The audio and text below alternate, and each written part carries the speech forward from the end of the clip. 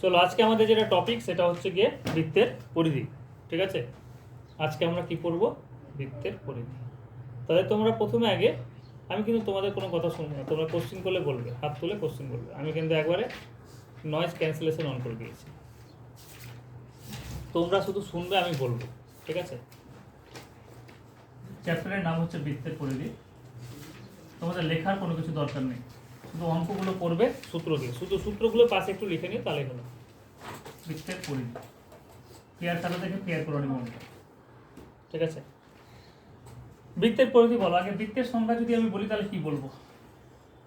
বৃত্তের সংজ্ঞা যদি আমি বলি তাহলে কি বলবো? যে একটা জ্যামিতিক চিত্র, যে জ্যামিতিক চিত্রের একটা বিন্দু থেকে, ঠিক আছে, একটা বিন্দু থেকে সম দূরত্বে অবস্থিত কিছু বিন্দু, সম দূরত্বে অবস্থিত কিছু বিন্দুর যোগফলকে বা সঞ্চার পথকে আমরা কি বলবো? বৃত্ত বলবো। যদি বলি যে এই বৃত্তের উপরে, তাহলে কি বলছে? একটা জ্যামিতিক চিত্র যার ক্ষেত্রে কোন একটা বিন্দু থেকে সমদূরত্বে অবস্থিত কিছু বিন্দুর পর পর পর পর অনেকগুলো কোটি কোটি বিন্দু দিয়েছে, বিন্দুগুলিকে পর পর যুক্ত করেছি, তাহলে যুক্ত করে যেই আমরা জ্যামিতিক চিত্র পেলাম সেটাকে আমরা বৃত্ত বলব। ঠিক আছে, তাহলে একটি নির্দিষ্ট কেন্দ্র থেকে সমদূরত্বে অবস্থিত কিছু বিন্দুর সঞ্চার পথকেও বৃত্ত বলে, এরকমভাবে তুমি সংজ্ঞা বলতে পারো। তাহলে এটা হচ্ছে কেন্দ্র, এই কেন্দ্র থেকে প্রত্যেকটা বিন্দু, তুমি যে কোনো বিন্দু নিয়ে নাও না কেন, এটাকে আমরা কি বলবো? যে কোনো বিন্দু নিয়ে দূরত্ব কি হবে? সেম হবে। এটাকে আমরা কি বলবো? ব্যাসার্ধ। তাহলে বৃত্তের কি পেলাম? বৃত্তের ব্যাসার্ধ পেলাম। আর হচ্ছে কি, আরকে আমরা ব্যাসার্ধ দিয়ে বলি। ঠিক আছে, রেডিয়াস। এবার একটা জিনিস শোনো, এই যে বৃত্তটা উৎপন্ন হয়েছে, এই বৃত্তটার এই যে পুরো দৈর্ঘ্যটা, এই যে বৃত্তটার পুরো দৈর্ঘ্যটা, এটা মেজার করে দেখা হয়েছে যে এটা ব্যাসার্ধের উপর নির্ভর করবে। কারো ব্যাসার্ধ যদি বেশি হয়ে যায়, যেমন আমি আর একটা বৃত্ত অঙ্কন করছি এখানে, তাহলে হিসাব মতো কেন্দ্র ধরো না একই, তাহলে ব্যাসার্ধ বেশি হয়ে গেল না? তাহলে ব্যাসার্ধ যদি বেশি হয়ে যায় তাহলে পরিধি কত হয়ে যাবে? বেশি হয়ে যাবে। ব্যাসার্ধ যদি বেশি হয়ে যায় তাহলে কি হচ্ছে তোমার, এই যে বাইরের যেটা আমরা গোলক আমরা টানছি, বাইরের যেটা রেখাটা, বৃত্তীয় যেটা রেখা, মানে চাপ আকারে যেটা আছে, ঠিক আছে, বৃত্তীয় যেটা রেখা আছে এটাকে আমরা কি বলবো? পরিধি। যেটা আমরা আয়তক্ষেত্র বা বর্গক্ষেত্রের ক্ষেত্রে বলেছিলাম পরিসীমা, সেটাকে আমরা নতুন করে নাম দিলাম বৃত্তর ক্ষেত্রে, সেটা হচ্ছে পরিধি। আয়তক্ষেত্রের ক্ষেত্রে কি বলেছিলাম, বা সামন্তরিকের ক্ষেত্রে কি বলেছিলাম? এই যে, বা আমি আয়তক্ষেত্রেই দিয়ে বলছি তোমাদের, ধরে নাও এটা হচ্ছে একটা আয়তক্ষেত্র, এটা এই হলে এটাই হবে, এটা বি হলে এটা বি হবে। তাহলে পরিধি মানে কি? পরিসীমা মানে কি? সীমানাগুলো যোগ। সীমানা কটা সীমানা আছে? এটা একটা সীমানা, এটা একটা সীমানা, টুবি, এদিকে একটা সীমানা, সিনেমা বলছি গো, হ্যাঁ, এদিকে একটা সীমানা, এদিকে একটা সীমানা, সিনেমা না কিন্তু, ঠিক আছে। টু কমন নিলে কি হয়ে যাবে? এ প্লাস বি, 2 ইন্টু দৈর্ঘ্য প্লাস প্রস্থ। এটাকে আমরা কি বলেছিলাম? এটাকে আমরা বলেছিলাম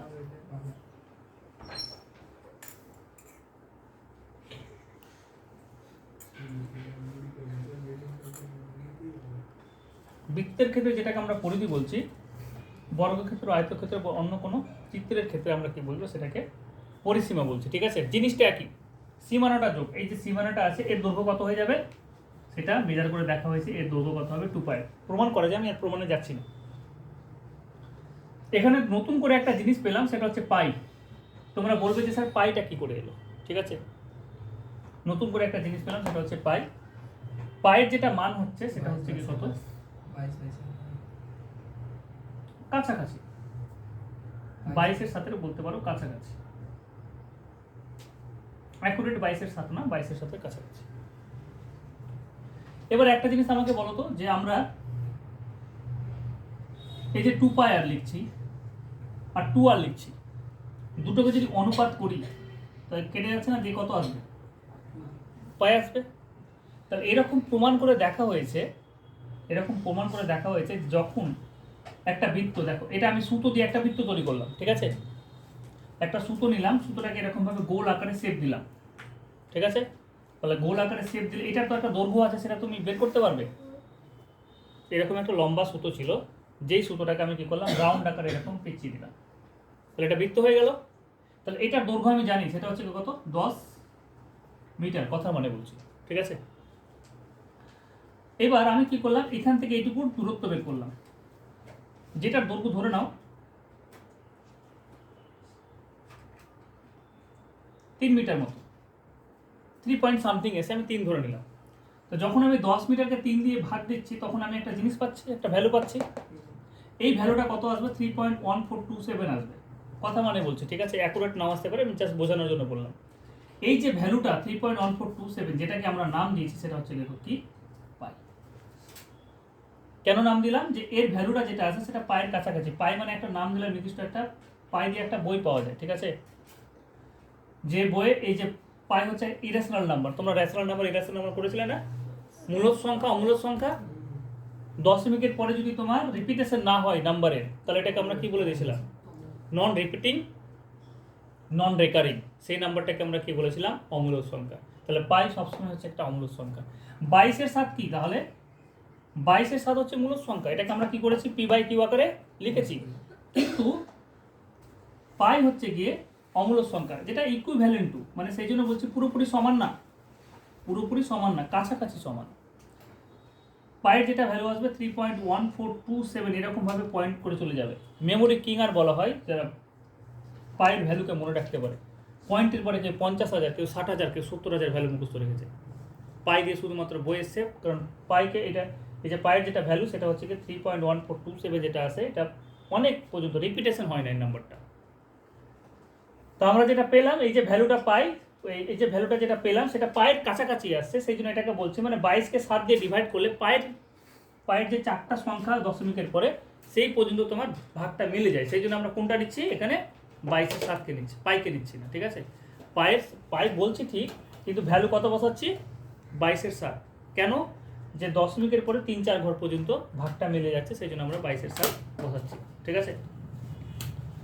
তো আমরা যেটা পেলাম এখানে, পাই সম্পর্কে একটা আইডিয়া মোটামুটি হলো তোমাদের। তাহলে একটা বৃত্তের ভেতরে কি থাকছে? বৃত্তের ব্যাসার্ধ থাকছে, বৃত্তের পরিধি থাকছে। পরিধি যেটা মান আসবে সেটা কত হবে? 2 পায়ের হবে, ঠিক আছে। পরিধি যেটা মান আসবে সেটা 2 পায়ের হবে। এবার একটা জিনিস আর একটা জিনিস শোনো, জ্যা কোনটা বলে?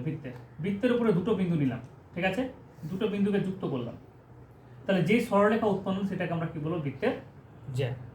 বৃত্তের উপরে যে কোনো দুটো বিন্দু নিয়ে নাও, যে কোনো দুটি বিন্দুকে তুমি একটা সরলরেখা দিয়ে যুক্ত করো, এই ফ্যানটা চালাও তো, তাহলে আমরা কি পেলাম? শোনো, আর ব্যাসার্ধ যদি একটা বৃত্ত হয় তাহলে সেই বৃত্তের পরিধির মান কত হবে? 2 পাই, ঠিক আছে। তাহলে বৃত্তের পরিধির সূত্র কত হবে? 2 পাই। আচ্ছা, এই বৃত্তটাকে যদি আমি অর্ধেক করে দিই,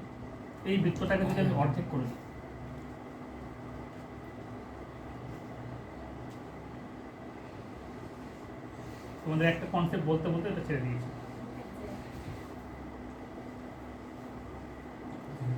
এই যে বৃত্তটা ছিল, আমি বললাম যে বৃত্তের ভিতরে একটা কেন্দ্র থাকে।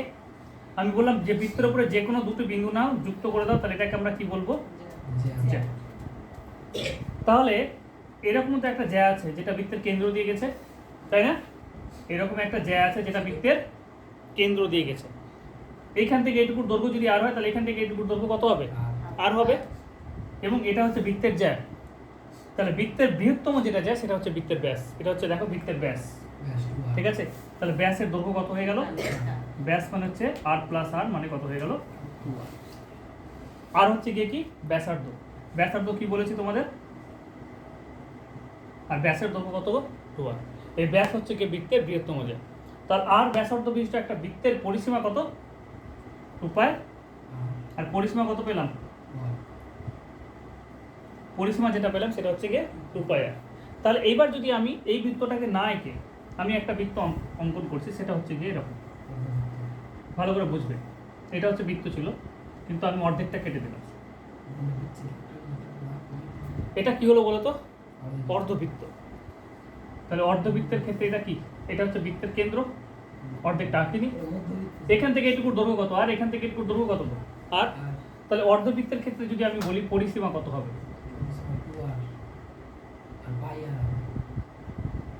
আচ্ছা, এই পুরোটা যখন ছিল তখন কত ছিল? 2 পাই ছিল। তাহলে এটা কত হয়ে গেল? পাই আর।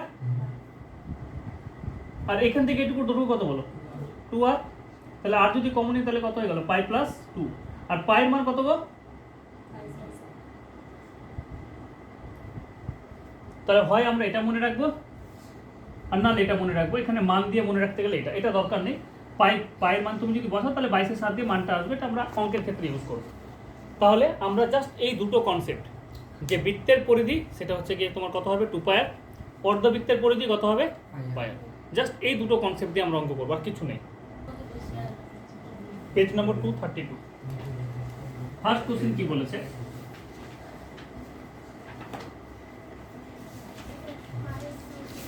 যে একটি ঘড়ির ঘন্টার কাঁটা মিনিটের কাঁটার গতিবেগের অনুপাত। এই কোশ্চেন কিন্তু তোমরা যখন এএনএম জেএনএম পরীক্ষা দেবে তখন আসতে পারে, খুব ইম্পর্টেন্ট কোশ্চেন পরীক্ষাতে। 2 নম্বর হচ্ছে কম্পিটিশন পরীক্ষা দিলেও কিন্তু আসবে, এবং তোমাদের 9-এর সব থেকে ইম্পর্টেন্ট যদি কোশ্চেন বলো 9-এর পরীক্ষাটা অনেকবার এসছে 1 নম্বর কোশ্চেন।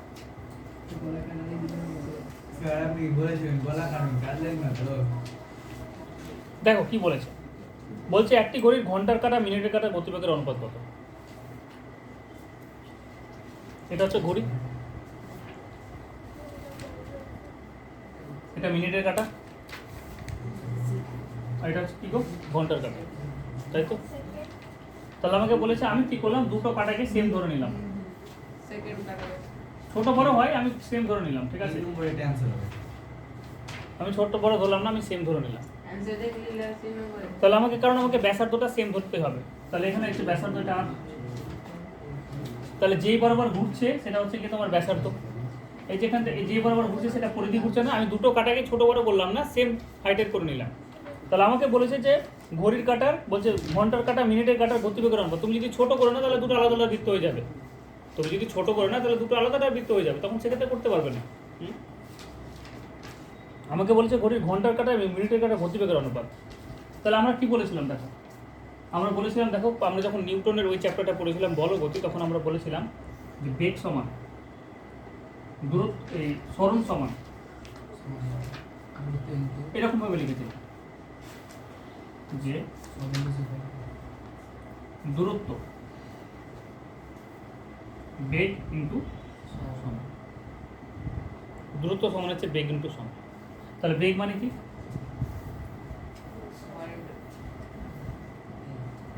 দূরত্ব বাই কি গো, এরকম করেছিলাম না? তাহলে এখানে যেটা দূরত্ব কভার করছে, এরকম তো না যে ঘড়ির কাঁটা সোজাসুজি ভাগছে, ঘড়ির কাঁটা এরকম ভাবে কি করছে বলো, রোটেট করছে।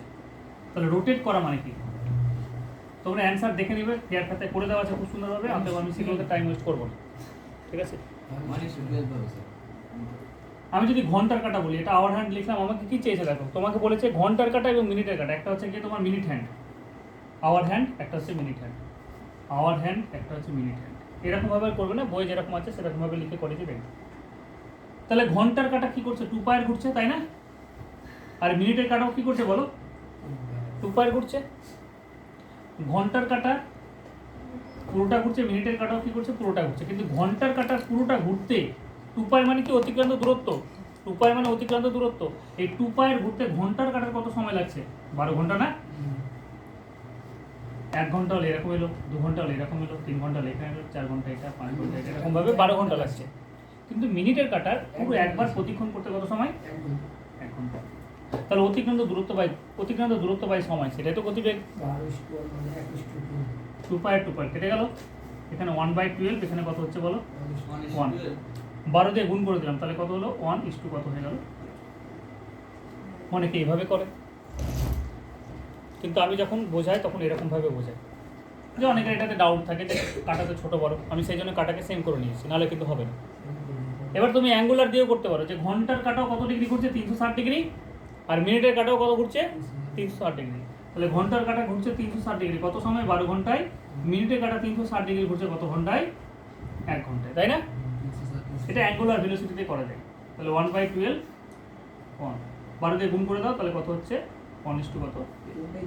তাহলে গতিবেগের অনুপাত সবসময় কি আসবে, ঘন্টার কাঁটা যদি বলে, ঘন্টার কাঁটা এবং মিনিটের কাঁটা হলে 1:12 আসবে, মিনিটের কাঁটা আর ঘন্টার কাঁটা যদি বলে তাহলে কী হবে, 12:1 আসবে। তোমাকে দেখে নিতে হবে যে কী হচ্ছে, অ্যান্সারটা বই থেকে করতে, বই থেকে বলছি, এর কথা দেখে নিতে।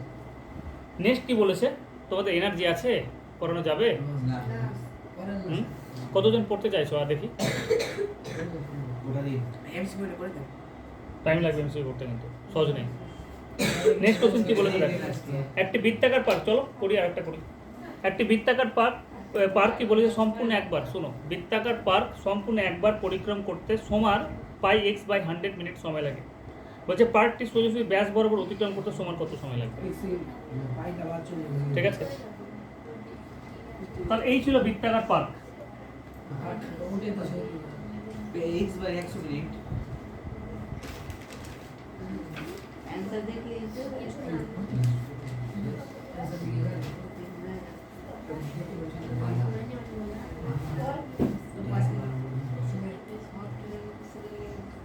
আমি ধরে নিলাম পার্কের ব্যাসার্ধ কত আর, তাহলে একবার এই শোনো, সোনা কি জানো নাম আছে, সোমা না, সোনা বলছি, তাহলে শোনো এদিকে তাকাও, যে সোনা নয় কিন্তু, সোমা এখান থেকে জার্নি শুরু করলো, যে পুরো একটা পার্ক এরকম ভাবে ঘুরে এলো, এখানে এলো আবার গিয়ে আবার এখানে এলো। তাহলে এবার আমাকে বলো যে পুরো একবার যদি ঘুরে তার মানে কতটা ঘুরছে সোমা? 2 পায়ের ঘুরছে না? তাহলে 2 পায়ের ঘুরতে সময় কত সময় লেগেছে? 2 পায়ের প্রদক্ষিণ করতে সময় কত সময় লেগেছে? পাই এক্স বাই কত? 100 মিনিট। তাহলে 2 পায়ের পথ প্রদক্ষিণ করতে সময় লেগেছে কত? পাই এক্স বাই 100 মিনিট। তাহলে 1 ইউনিট পথ প্রদক্ষিণ করতে সমান কত সময় লাগবে? পাই এক্স বাই 2 পায়ের। ঠিক আছে, 2 পায়ের ঘুরতে যদি এত 2 পায়ের মিটার বা কোনো একটা সেমি, এটা ধরো মিটারে নিলে তাহলে মিটার হয়ে যাবে, আমি কোনো রকম একক নিই, যে 2 পায়ের পথ প্রদক্ষিণ করতে সময় লেগেছে, তাহলে একক পথ প্রদক্ষিণ করতে সময় কী হবে? পাই এক্স বাই 100 নিচে কত আসবে? 2 পায়ের আসবে। তাহলে সময় যাবে এবার ব্যাস বরাবর, ওর ইচ্ছে হলে এইভাবে যাবে, ওর ইচ্ছে হলে এইভাবে যাবে। তাহলে এই বরাবর যাওয়া মানে কতটা যাওয়া হবে? 2 আর যাওয়া, তাই না? এই বরাবর যাওয়া মানে কি? ব্যাস বরাবর যাওয়া মানে কতটা পথ যাওয়া? আর প্লাস আর মানে 2 আর যাওয়া, তাহলে 2 আর যেতে সমান কত সময় লাগবে?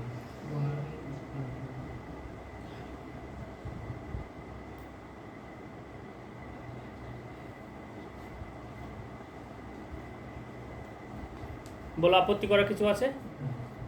Just normal calculation, pi x by 100 into 1 by, এর নিচে কোনো কিছু নেই, এক আছে মানে কি হলো 1 বাই 2 পাই,